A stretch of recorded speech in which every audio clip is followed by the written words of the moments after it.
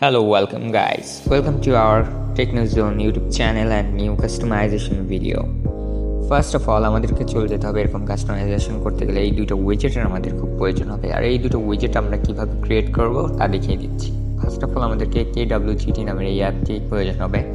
এটি Google play store থেকে পেয়ে যাবো, আর এটিরও প্রয়োজন হবে। এটিও আমরা গুগল প্লে স্টোর থেকে পেয়ে যাব।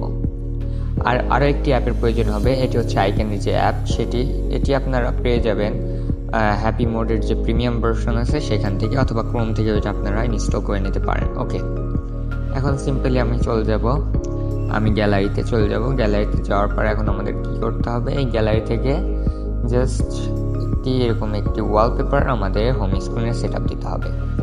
আমি এখানে সিম্পলি হোম স্ক্রিনে এই ওয়ালপেপারটা সেট আপ দিয়ে দিচ্ছি। এখন সিলেক্ট করে হোম স্ক্রিনে সেট আপ দিয়ে দিলাম। ওকে, সেট আপ দেওয়ার পর আমাদের হোম স্ক্রিনটা দেখতে এমন হবে।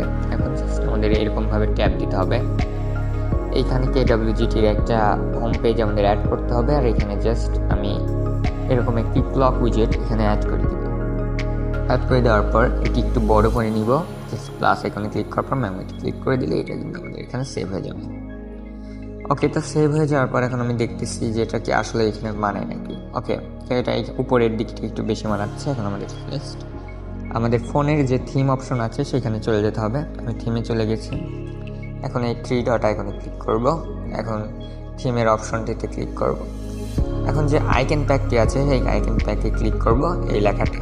এখন আমরা যে 2 নাম্বার যে আইকন প্যাকটি আছে সেটি এখানে সেভ করে দেব। ক্লিক করব, সেভ হয়ে গেল।